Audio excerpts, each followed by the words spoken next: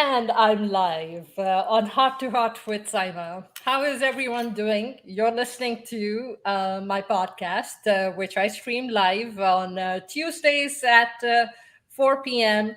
And let's see. So, something, I just got a message here. Uh, okay. So, sorry about that. Um, Um, I have my two wonderful guests who do come on my show every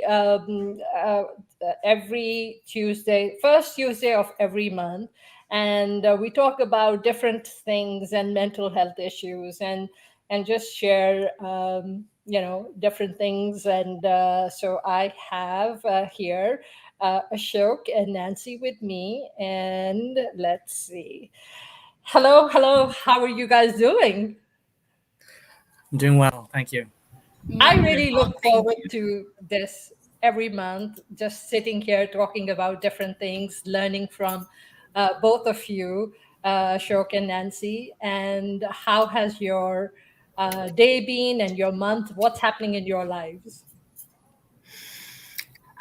My day and month have been great. What's happening in my life? There's there's so much. It's all great, but there's so much. I delivered my first keynote earlier in the month, so that was fantastic. Thank you. It's exhilarating and quite. I don't like to use the word addictive, but it creates a craving for sure. And then on Friday, my parents arrived for 10 days, and it's been nearly, gosh, it was November 2019 that I last saw them. So I am very much looking forward to all of that. And so, yes, I'm great.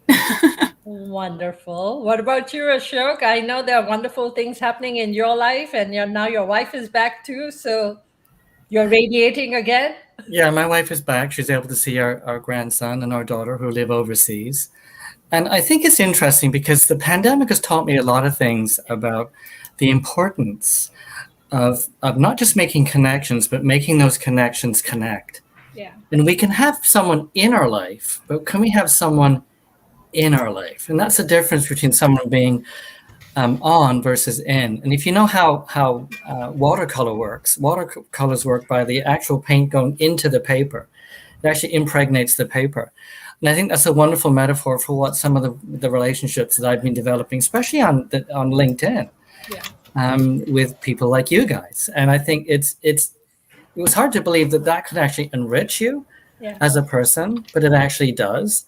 And I think that I'm anxious to meet some of these people in 3 dimensions as opposed to 2 dimensions, because I think that would be an interesting test. And I typically make people feel a bit awkward. It's a long story. We'll talk about it one day, maybe. But I'm interested to see if that happens. When I meet some of the people I meet on LinkedIn in person, to see if they get the same kind of. It's the eyebrows, you see. This is what it is. And no, I'm not going to get them removed. I'm sorry. And what about you, Saima? How are you doing? Um, I'm doing fine. It's been a challenging week. It was a challenging month. It was a challenging year for me.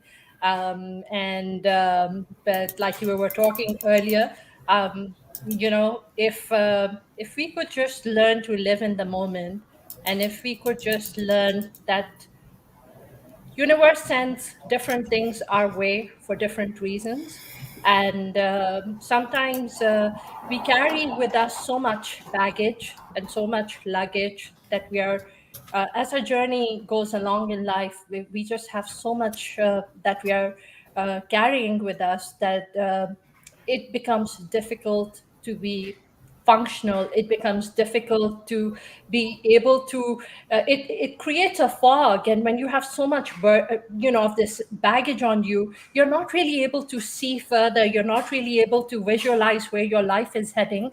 And I think as difficult as 2021 has been for me, it has been teaching me different lessons. It's been creating this different space for me, so that hopefully I can remove some of that dead space and fill it in with blossoming flowers and, just rainbows and beautiful water flowing and streams and just fill it with beautiful things and take those beautiful things forward with me in life. So I want to tell you a little story. It's a bit long, but I'll make it super short. So I went to India for the first time in 1983. I was just a young lad. I went with a broken heart. A relationship that I was in had broken up, and my dad was very kind enough to say, "Let me send you to where he was from, which is India." I'd never been there before. I was 23 at the time, and I was scared as all heck. But he sent me for a month, so I was meeting family for the first time. And when I got there, I realized, so this is Calcutta now, so or Kolkata as we know. I had no luggage. My luggage did not arrive. And of course, as a young fella, I had a huge big bag of luggage. Now, my family thought this was hilarious when I got there. So they immediately took me out and dressed me in Indian garb, which was a much better suit of clothes for me to be wearing when I was there than the stuff I brought. And finally, the day before I left, like 29 days later, my luggage arrived. And what I realized was I didn't need what was in that bag. And I think that's a great metaphor for what we're kind of talking about. Yeah. Sometimes we carry luggage we actually don't need. And I've used that as a metaphor for life. And that doesn't mean we let go of things or be irresponsible. It means that if you're going to pack your suitcase on a trip, but if you're going to pack your suitcase in life, you actually choose what you put in that luggage and you drag that around with you. And that little lesson I learned way back when, that's a long time ago now, we still travel just with carry-on, even if we go long distances. And I think that's an interesting way to look at life. Travel with carry-on, because some of that stuff you're dragging around you actually may not need. I'm going to leave it there. Absolutely. It's funny because I just had a friend, my friend Courtney Franklin, who was my college roommate, came into town for about 36 hours. And I have been craving to clean out my house. Like when pandemic hit, I brought home 2 classrooms and an office, and it's been driving me crazy. The clutter doesn't allow my energy to flow. And I've been craving it, but so overwhelmed by it. And so in 36 hours, we cleaned out my entire house. And it was bags and bags and bags of stuff that just left. And every bag I would hold, feel the weight of it, take a breath, and then put it outside and feel that weight disappear. And she had me do that with every bit that went out. And it was amazing. I don't miss any of it. I feel better in my space, right? And I kept saying to her, she would ask me about things. I'm like, my thinking has converted to the memories in my mind, not in the things that I collect.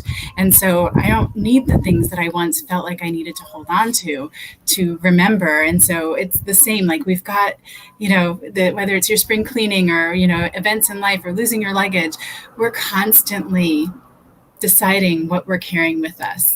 And maybe it's been put upon us, maybe someone has given it to us, but we still have the choice of whether or not we're going to carry it or put it down. And I think it's, the seasons of life and coming out of COVID and the growth that has happened over the last year plus, and people have been in places they've never been before, has really brought us all to this place of understanding that better and valuing, the people and experiences maybe over the things. Sometimes we don't realize that so much of it is unnecessary.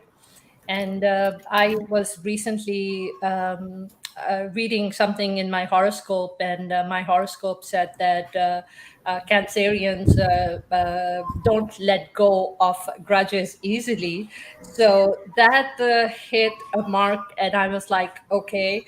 I was going through this thing with a friend of mine, and I was like, okay, this has gone on long enough, and because of what I read, and I became aware of this fault in my, I guess, personality, I became mindful and I purposefully made this choice that, you know what, I'm going to let go of it.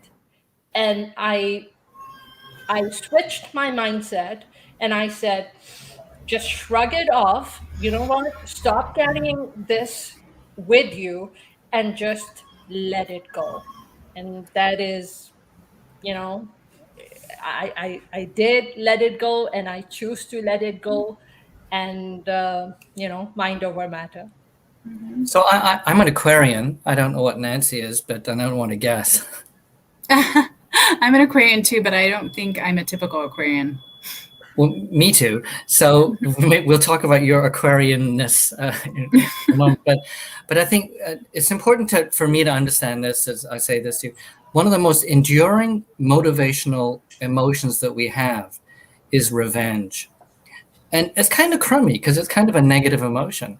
But if someone has a grudge or someone wrongs you, it's interesting. You think about history.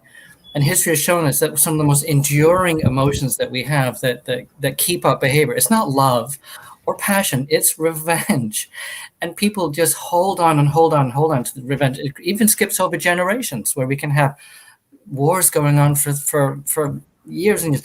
And I think revenge is an interesting thing to talk about. But if you can actually, and the reason why revenge is important is because people shame themselves.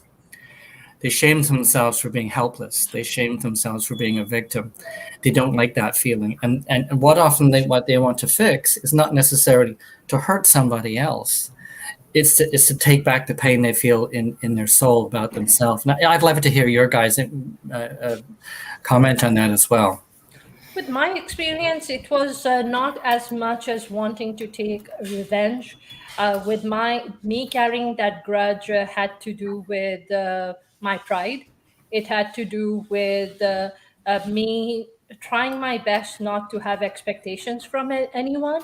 And but when I did have that expectation, and I asked for permission, and I did something, and then there was a big issue which it turned into. So for me, it was a matter of pride. It was a matter of that, hey, I never asked you for anything, and I asked you, and you gave me permission, and then you went back on it for whatever reasons. You went back. That is a completely different story. But you gave me permission to do something, and when I did it, you had a problem with it. So for me, it was a matter of pride that it was like, why did I even ask? Someone so close to you, so dear to you, you asked them because you needed something from them, and they said okay, and then they went back on it. And so for me, it was not really that I need to go back and take revenge.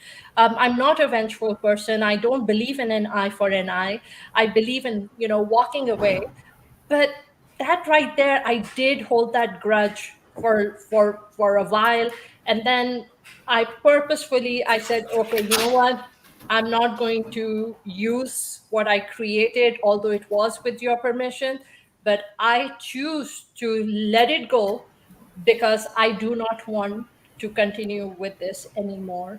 I just need to let this negative energy. It was like a choice, choosing to let go of something which is so becomes so meaningless in the big scope of things that you choose to classify it as insignificant, and you want it out of your life. You just don't want to give that energy any more space within you because it doesn't deserve that space in your life.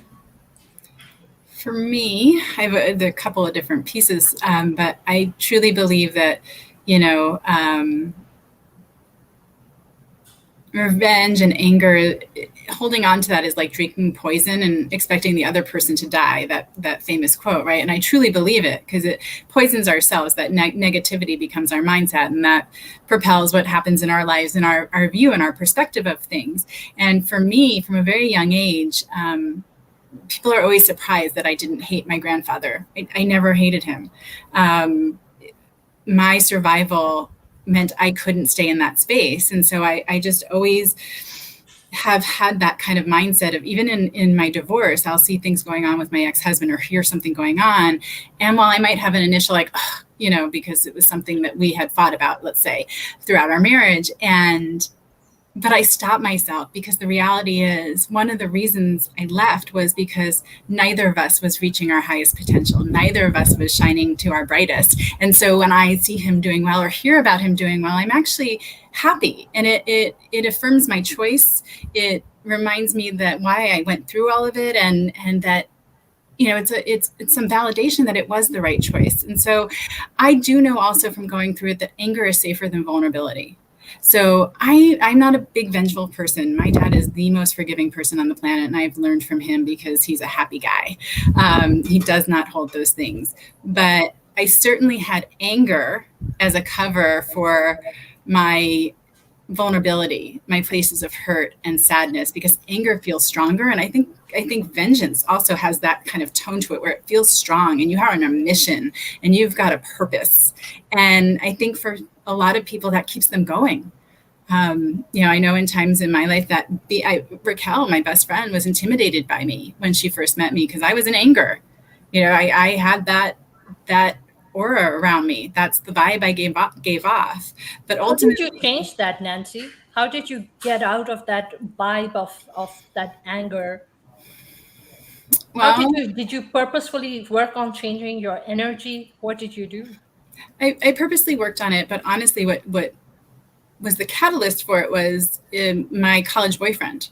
And I realized that because I had all this anger and was unwilling to be vulnerable, I had sacrificed a relationship that was really meaningful to me. And I just didn't want that to be the way things went time after time. It's just, here's this guy that I loved, and I just was unable at the time to be vulnerable with him. I didn't know how to do it. I didn't know how to step into that space. So I realized that was something I was going to need to learn to be able to build the life that I was fighting for. Well, absolutely. I feel the same way. I'm a happy person. I'm an optimist. And,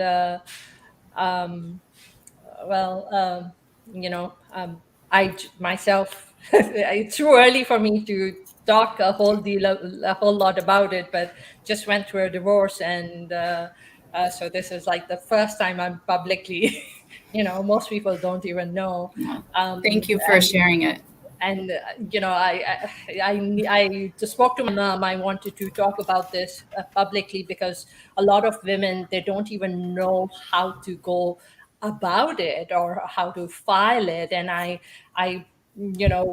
spoke to my mom, and I needed her permission that she's okay with me doing this publicly, because of course, being overseas, and they're in Pakistan right now, for them to get all these questions and for them to start getting bombarded, because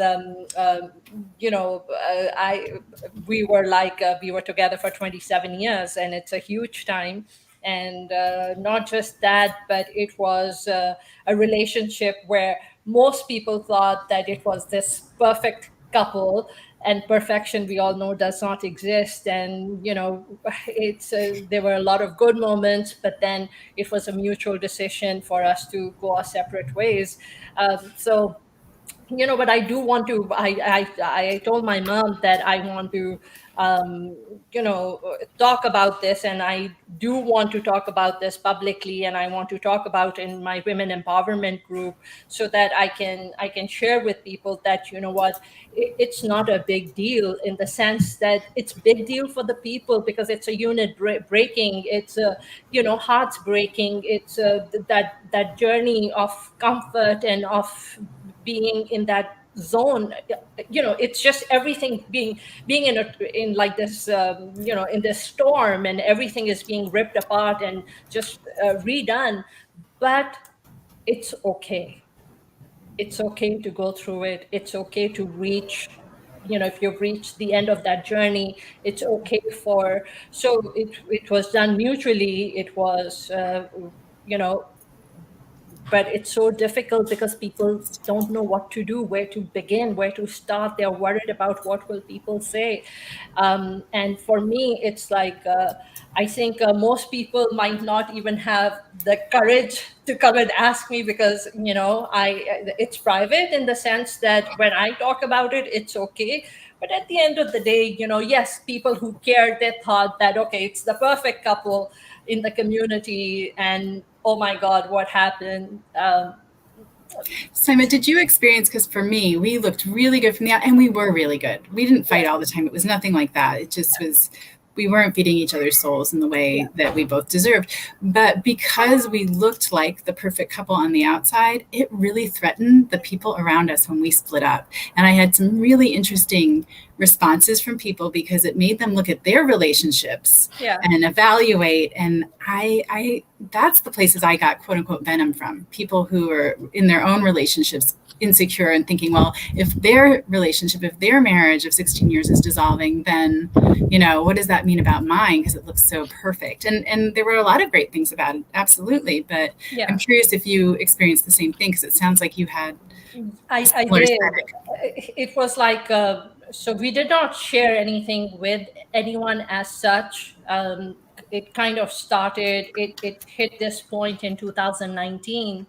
And it was exactly for the reasons, Nancy, you mentioned, where we were there, we were just, you know, living lives. But speaking for myself, I just felt like, you know, it was just an automated process. There was no feeling of being alive.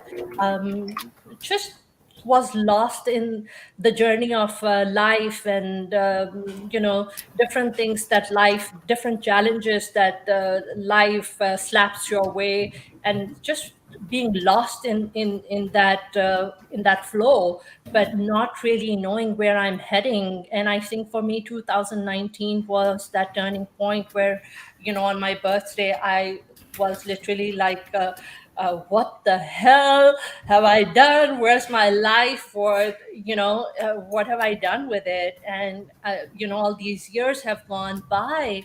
And so for me, it was that turning point. It was 2019, but then 2020 happened, COVID happened. And I think two things happened in COVID. One was that I was in that confined space where there were not a whole lot happening around me. So I think the best thing was that there was no noise. It was me, it was my daughters, it was my household, it was our family. No noise. I could hear my own inner voice. And I think that right there was just so essential, because as much as my friends might love me, as much as family might love me, but I had no one sitting there and you know, putting their thoughts and ideas and their philosophy and their thought process into my brain. So I was able to kind of sift through it all and just move forward and find my own plateau and find my own, you know, reckoning, and just come to terms with everything. And you know, and then when in 2021, it was, I just felt the complete disconnect, and I just could not make myself reconcile. And it was, you know, it was mutually decided that this is the best way for us to go. You know, you have one life to live, and you just got to live your best life. And I'm already and it's never too late to create that life.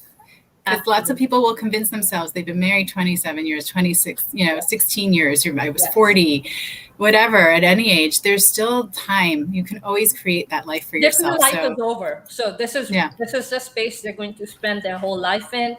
And I just felt that, you know what, I just got to give things another chance. I just got to give life another chance. You are a warrior woman, and you're inspiring others by sharing this. I'm so glad that you decided to share what's your truth right now. That's just amazing and very brave. It is. And I'm not afraid of the truth. I mean, how hard it is, no matter how hard, no matter how difficult, you know, even for myself, with self-reflection. I mean, I feel that I don't have a lot of ego, but during this process, when my friends were all against me and they were like, what are you doing, and this and that and whatnot, and I was like, okay, you know what, I have to block everyone out, because they are not. They don't live your life. They don't live it. So their opinion doesn't.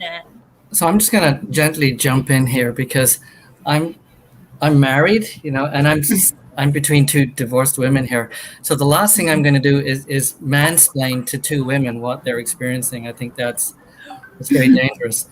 But I will say this, and what you're both describing, from my perspective at least, is the limitations of empathy. And my parents divorced after 27 years when I was 20. And I remember feeling horribly embarrassed because we came from the model family. People would talk, we grew up in a small town, and everyone talked about our family as, and our parents as the model parents and the model family. And then when things finally fell apart, I felt shame. And I'm not saying that was their shame. It was my belief. And I think what we're talking about is what's happening outside the house versus what's happening behind closed doors. What are people actually experiencing?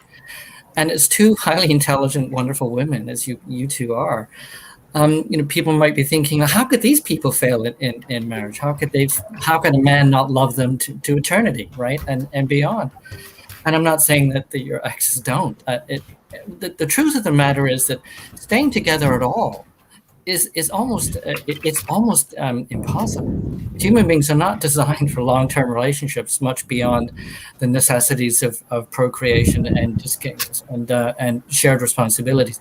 We're actually designed for much shorter relationships. So it's really, really hard to stay in a relationship for a long period of time because of the limitations of empathy. And people don't grow exactly the same way over time, that they drift apart and they come back together. And to explain that can be very, very difficult, sort of outside the house. And what happens is that once you become the ideal and people idolize your relationship, when it breaks down, it's like, what the heck? Everyone feels kind of duped. Because this isn't what they thought. It's like when your favorite TV show gets pulled and you're thinking, how could that happen? And I think that sets up this what I'll call the silence between how you're really feeling on the inside and the optics of what you're trying to look like on the outside. And then when it finally doesn't happen, the relationship falls apart, you do have a lot of explaining to do. And I think, and part of the reason, hence you calling your mom in Pakistan, is can I talk about this? And I think we absolutely have to as a culture. We have to talk about the things that are shameful so they become less shameful. I'll leave it there. Yeah, I mean, from my perspective, because the family was going to all start, because nobody knows. So, because the family was going to start calling them and all that would start. And I needed for them to be emotionally and mentally ready to be able to answer all those questions. And I told my mom that it's a mutual decision, and I don't hate him, he doesn't hate me. um, he still comes here, he has all his stuff here. So the way I'm functioning and doing all this, no one understands. They just But what sometimes happens, Simon, if I can just make a comment here, is that, and this happens occasionally, is that when a couple aren't obviously apart, their community tries to get them back together. Yeah. Because they're plotting to kind of make the relationship work, not because of your needs, but because of your social But they can't do that anymore because nobody knows, and it's exactly happening. So, and that's because of 2020, especially. Right. But not just because of that. It's because on one side, I'm very open. I'm an open book. But on the other side, when it comes to my private matters, I am used to taking care of them on my own instead of, calling my brother for advice, or calling, my sister-in-law for advice, or calling, as far as my parents go, it's like I don't want for them to be hurt because they're not that young. I want to spare them the heartache and the heartbreak. So I don't usually share. I only, share just what is necessary. So of course, but when I did tell them, it was in March, and that was just before I left for Pakistan myself. And my parents were extremely supportive. My elder brother, when I called him before I left and I told him, and he literally just said one thing, that what, I am a firm believer that if you feel a relationship has come to an end, you need to just end it. And that's what needs to be done. It doesn't need to be prolonged. Life is too short, it's too precious.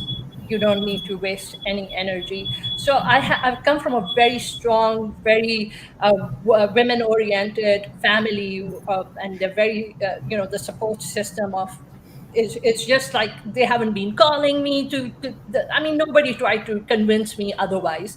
They said, "Are you sure this is the right decision for you?" And you know, and my parents were my dad is in his 80s, but when I went to Pakistan, and I spoke to him, and his only thing was, "You realize that we are not one of those conservative parents, and if this is the decision you're making, you've obviously thought about it, and you have our full support." And that was it. So I come I from love that. very, the men in my father's family are very strong, daughter oriented, women oriented. So I'm very fortunate, very blessed. I love that because I've been fortunate to have very similar response from my family. And a couple of things. First of all, I put in the comments, one of the questions I had to ask myself is, am I honoring the 26-year-old who made that promise 16 years ago? Or do I want to honor the 40-year-old woman that I've grown into today? And the answer to that was very powerful, right? It was very eye-opening for me. But I also think, I think sometimes we ask, quote unquote, for permission, not so much permission, but for a lot of what I'm talking about openly and honestly, it's not just my journey. I'm sharing my journey, but I can't do that without, mentioning names, and they all had their own journey with it. So it's sort of not asking permission, but like you said, Saima, just saying, this is what I'm doing. So just know it might land on your doorstep. And I love, my mom and dad were great because I shared about my abuse before I talked to them. It was like a spontaneous thing. And so then I called them and I was like, okay, are you guys okay with this? Because it's my mom's dad and, whatever. And my mom was amazing. And she shared with me, and she had never said this to me before, that she was worried I wasn't going to make it at one point. And so she said, I was worried you weren't going to make it. And I have to tell you, I'm so proud of you, which, sorry, losing earbuds, which was amazing to not have it met with fear. Yeah. And my dad's response was, yeah, if anyone says anything to me, I'll tell them that's my kick-ass daughter. So I had so much of that in my corner too, which makes a huge difference. Not everyone has that. And that's for sure. We're very fortunate, and, to be surrounded by such a strength, and, it's not easy. But, Nancy and Ashok, like we were talking about this when we started the show, Ashok, that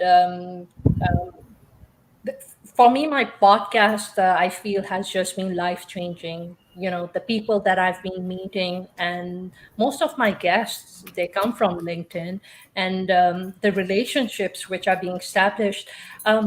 It's taught me such an amazingly valuable lesson, Nancy, and the lesson has been that although there might be so many distinctions made in this world based on your, based on your country of origin, based on your culture, based on the color of your skin, based on, all these different things that we have been divided, categorized by, but it is so amazing that when you actually come together, just on a humanitarian level, and from an empathy point of view, you just realize that you're actually there's so many more similarities versus differences, and we are just all so alike, and we have this different strong connection, and it's literally this heart-to-heart connection, and which is just so much more stronger and powerful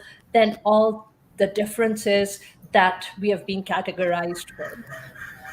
Oh, absolutely. I think when it comes down to it, we're far more similar than we are different. And, we have a habit of concentrating on the contrast and paying attention to that rather than really connecting with where we're similar. And I'm not going to say that about everyone, but for me, I hadn't found my people because that's who I was interacting with. People who drained me, people who were looking at the contrast, looking to see how they were better, or, whatever it was. And the reality is we all have our own struggles. We're all going through something. Somebody is, every day getting up and fighting something to get through their day. And it doesn't matter what it is because they're fighting. And that's all that matters. And we're all human. We experience the same range of emotions, so we can concentrate on what's different. But the reality is, coming onto LinkedIn, I found my people. Yeah. I found people who believed in abundance. I found people who believed in, the ways empathy. We were similar. Yes, empathy, the ways we were similar, building one another up, encouraging, being supportive, non-competitive. I mean, it's truly about that abundance and gratitude. Those two things, I think, make a huge difference. And I wouldn't have found them. And I was struggling. I was definitely struggling going into it, into the pandemic with my social, quote unquote, social life. I lost my whole community with my divorce, and I was not looking to make friends because 12, 15 years of friendship, people walked away. So why would I want new ones? I was like, nope, I'm good. I doubted my ability to judge people, and know if they were, good people who were going to stay. And coming onto LinkedIn erased all that. It erased all that. I found my people. I am a good judge of people. I was a different person. It was a different circumstance. And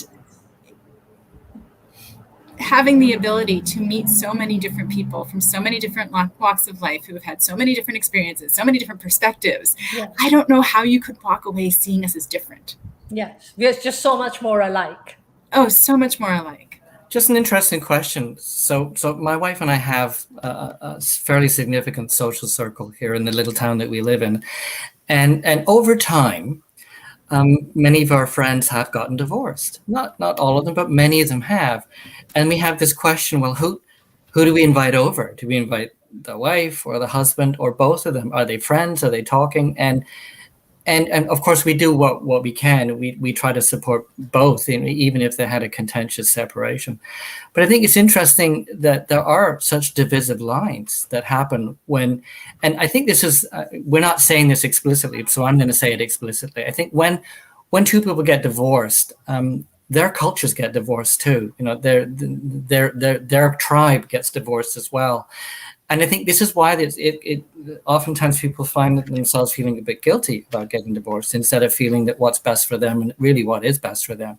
When my parents got divorced, it was really good because they should have gotten divorced when they did. They weren't getting along and they weren't friends. They had stopped being friends. And I think that was a sad truth that happened after 27 years. One of the key preservative factors of a long-term relationship is friendship. Think about it. We have our friends for life. And if your life partner isn't at least a good friend, then you're not going to get that emotional sustenance from that person. And so I'm not sure if you guys experienced that with divorce, if people invited you over still, if they kind of didn't know what to do, as if you. Well, mine is too new. Okay, I can take this unless Saima, if you want to answer. I'd love to hear, Nancy. I'd love to hear. So for me, it was incredible because nothing bad, quote unquote, had happened in our relationship. No one cheated. No one, started doing drugs. No one, it was just a place of, and it wasn't mutual. My ex-husband was not in the same place I was, of seeing how we were not feeding one another. But Ashok, he was my best friend. And when we split, the person I wanted for comfort was the person I couldn't go to. So that was a very interesting experience. We were great friends. We just weren't meant to be a married couple. But because years earlier, I had two very good friends go through a divorce. So Raquel, who is my best friend from UCLA, married Stephen, who is my best friend from George Washington University, because I had transferred. And they got married and subsequently got divorced. And because I had been through a divorce with two people that I loved and refused to take sides with, I realized that it was possible. And when people couldn't do it for me, it said something. So when you're saying you try to be equitable and have both people over, I think that's important. Nobody's lived my life. Nobody lived in my shoes. No one can decide if I was right or wrong or he was right or wrong. There was no right or wrong. And like I said, having gone through it with friends, I was just back east for the keynote, and her ex-husband and her daughter and Raquel and I were all hanging out, went for a drink. It's just like the relationship. And that's what my husband is expecting to happen, but not right now. But that's what his expectations are. He's thinking that that's how we're going to be friends forever. And but I will tell you one thing, that I believe in the law of karmic balance. So I believe that whatever I put out is what will come back to me. So life is not black and white, it's gray. And I just keep saying that, I hope he gets in life what he desires. And I hope the same for myself, that I hope I find what I desire in life, the happiness that I seek, and he gets the happiness that he seeks. And mine was different. My ex-husband actually said to me, either you're my wife or you're nothing. And he was smarter than me. He was truly smarter than me, because I think if we would have remained in each other's lives, Yeah. it would have created a very different dynamic. I think both of us still would have been anchored to this connection that we had that was holding us back. And ultimately it would be painful. Like, I can't be friends with someone that if they started dating, that would upset me, right? If you're my friend, I'm going to be excited for you. I'm going to be happy for you that you're discovering and finding and moving forward and with all the things that bring you joy. So that was another thing. But he was smarter than me. I needed to have that hurt. I needed to have that grieving. I needed to have that separation. And, Saima, you were talking about making big decisions without influence. It didn't occur to me till you were saying that in February of 2020, I bought a house. And I remember being so proud of myself because I didn't ask my brother and I didn't ask my parents and I didn't get anyone's opinion, and I did the whole process. I didn't ask for help from them when I needed it. I asked from appropriate people, but I did this big thing all by myself. Because human beings they need that validation, right? Well, and I was completely capable of it. Yeah. That was the thing, is I was completely, I made a great choice. Yeah. And I did it on my own. Now, I will ask people for opinions, and sometimes people are hesitant to give them. But my thing is, I'm interested in hearing your opinion. It does not mean that that's what I'm going to do. I say it to the guy who cuts my hair all the time, tell me what you would want to do. It doesn't mean I'm going to do it, but I'm curious what you would want to do this time. As a realtor, when I work with people, I cannot tell you the biggest blunders that happen when people are listening to 20 other people around them. And they end up making the biggest blunders because they have all these different voices, these previous experiences, instead of listening to me. And, because you pick up other people's baggage, right? You start picking up other people's baggage. Back to luggage again, but I want to make a little feminist point here as well. And if I tread on your toes, please let me know. So it wasn't that long ago that women used to be men's property. Daughters were father's property, and wives were named after their husbands in marriage. And I pronounce you man and wife as opposed to husband and wife, or something a little less unbalanced. And I think when you say validation, I think that a lot of women are struggling with validation. I see it in my office all the time. And I think that we have to encourage women to be able to validate themselves instead of feeling that they need validation from, and it's important to secure validation for a lot of things, but your core values and your core sense of self and your core sense of feeling, nobody can. I mean, I'm an empathy guy, but I know that I can't really empathize with the two of you or anybody else really 100%. You can only try to. So no one can tell you how you really truly feel or think about something. Only you can know. So if you think about that, when Nancy bought her house and she did it by herself, that is not only self-validating, it's an important step into authenticity of self. And I'm a little bit older, so I remember a time when women just said please and thank you. All nurses were female, and there are hardly any female doctors when Definitely I was not the women from my father's family. But that's my whole point. I think it is so incredible and amazing that women are not just getting a say, but they don't need validation necessarily to make core choices that affect something as important as where their soul is going to go next. Yeah. And I created, started the Radiating Real movement for just these reasons. Take those masks off, show up as we are, stop wearing the things that people put on us or that we think we need to show up looking like to be accepted and approved, or that we have to hide things like our divorce or whatever is going on because of outside influence, and to really just take the And mask also off. to be, I'm sorry, Nancy, I You're interrupted fine. you, but also that victim mode where you feel that, you know what, you're the victim and all the wrongs have been done to you, instead of feeling like that ultimate victim.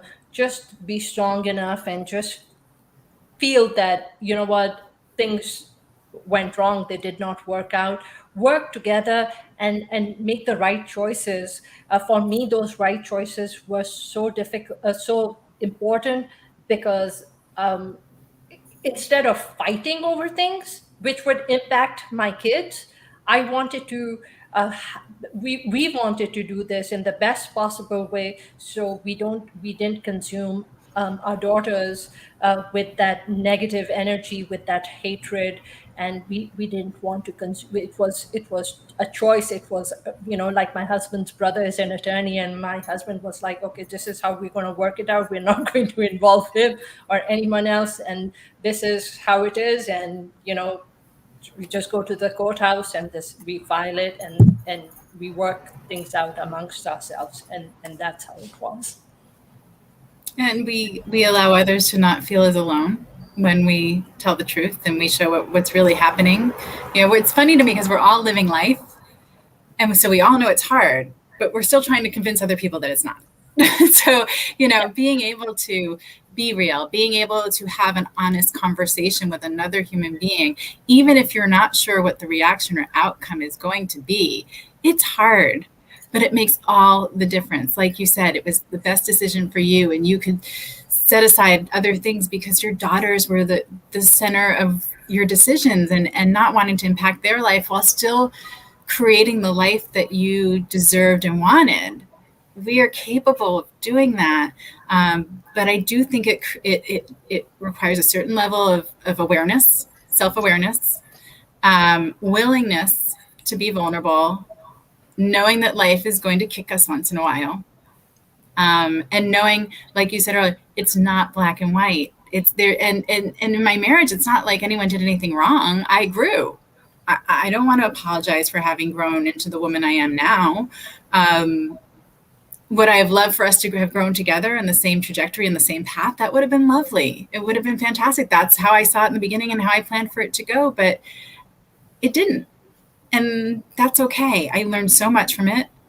And in my marriage, if we had had some of those really hard conversations, those honest, vulnerable conversations early on, who knows what would have happened? I don't have regrets, and I don't sit and go back and wonder like that. But the reality is, what I've learned is that honest, hard conversation, knowing it's going. I say all the time, my life was meant to be hard. My life was meant to be hard. And I'm okay with it. Life easy? That's the thing, right? People. Do you come across people whose life is easy? Is it? Well, Is it I just think me and Nancy? if someone's life is easy, they're not living. I think life is always a struggle. It's the same way with developing a skill. If it's too easy, it's too easy for you. I do want to make a mention also about divorce and the stages of grief.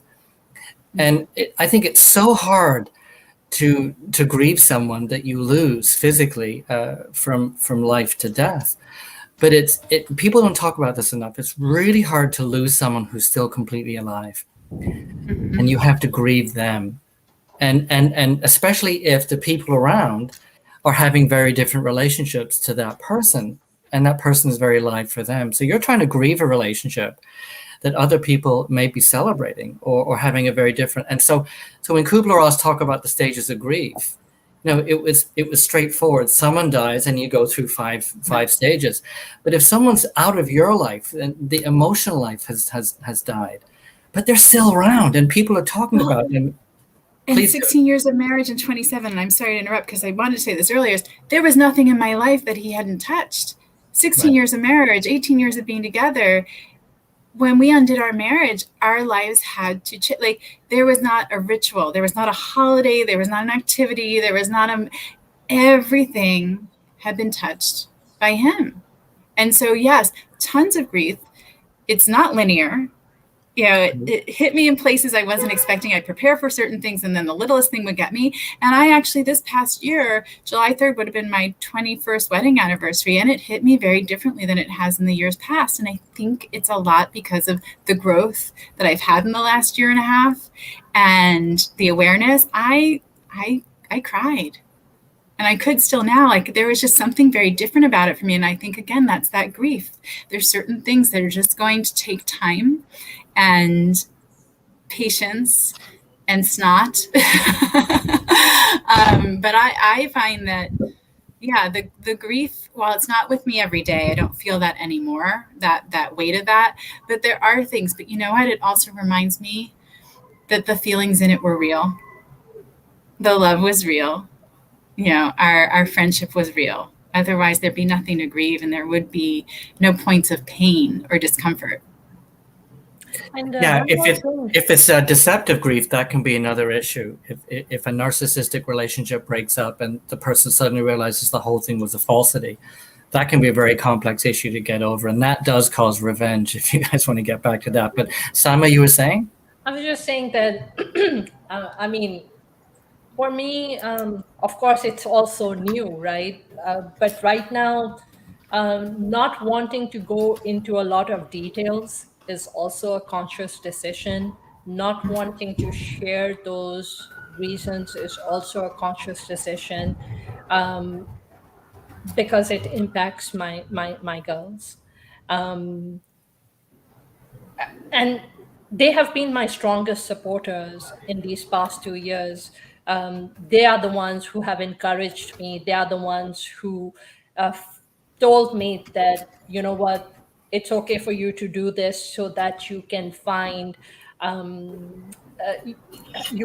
what you seek in life. It's okay for you to create this space, because most people say that, okay, you know what, don't do it. It's your kids. Just keep just living in that space for your children.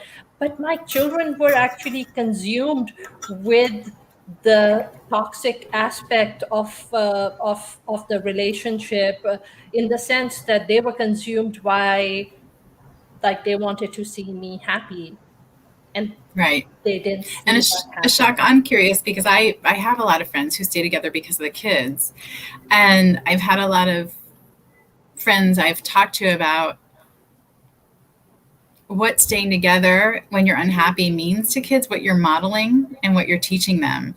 And so I'm curious, you know, your take on it, because I don't have kids. That wasn't a factor for me in my divorce, but I know a lot of people who stay together for the kids. And then later I've had friends whose parents stayed together and they're like, gosh, I had such, you know, messed up ideas of what a good relationship was because, you know, of watching them and watching how they received love or showed love and that kind of thing. Is that just uniquely my experience, or is that something? Yeah, go ahead, Saima. So, Nancy, my older daughter's journey has had a lot of turbulence this past decade. And a friend of mine in 2019 told me, he said that you are the one who's given it to her, and you're the one who can take it back. And those were just words that I really had to sit and think about, what he possibly meant, like, I have given it to her. What does it mean?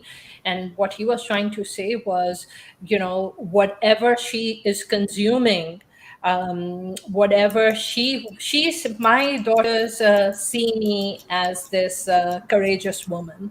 They see their mother as this kick-ass person who they want to see her just soar and just, I mean, their expectations from me, or not the expectations, but what they visualize for me is just, you know, like, so I was kind of holding them back because I was just stunted in my growth. I was stunted in my space. I turned into this person who was just living, just taking steps because these were the So steps. I'm going to answer Nancy's question now, and I'm going to use the food analogy.